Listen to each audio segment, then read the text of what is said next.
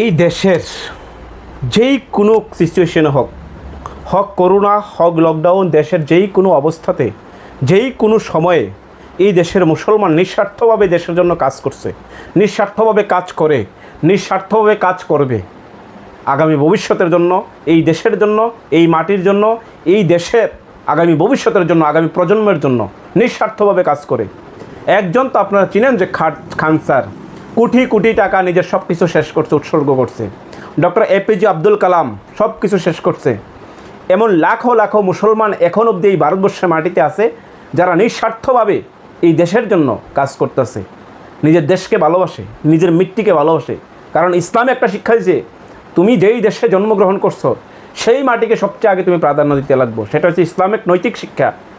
এবার প্রশ্ন হয়েছে, বিজেপি কেন বারবার হিন্দু মুসলমান করতেছে, হিন্দু মুসলমান করতেছে, হিন্দু মুসলমান করতেছে?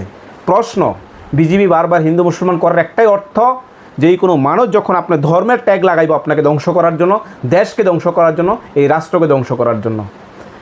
আর বারবার যে ওমর খালিদ আজকে কানাইয়া কুমার একসাথে, শুধু একই অপরাধ, উনি মুসলমান আর উনি হিন্দু, পার্থক্য এই জায়গাতেই। এই দেশে এখনও সংবিধান আছে, আইন আছে, সুপ্রিম কোর্ট আছে, দেশের জনগণ আছে, তারপরও হিন্দুদের বেলায় আইন একরকম, মুসলমানদের বেলায় আইন একরকম।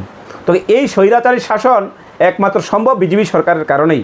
আর বিজেপি সরকার সেটাই বারবার আপনাদের সামনে উপস্থাপন করে।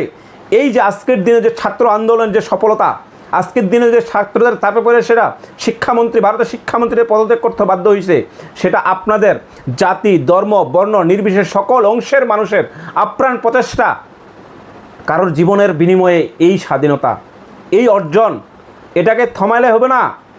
যদি আগামী দিন কোনো দেশের সাথে কোনো প্রধানমন্ত্রী এবং স্বৈরাচারী করে, দেশের আগামী প্রজন্মের সাথে এমন করে, তার জন্য আমরা প্রস্তুত এবং দেশের প্রধানমন্ত্রী পদত্যাগ করাইতে বাধ্য। সেটাই শেষ কথা।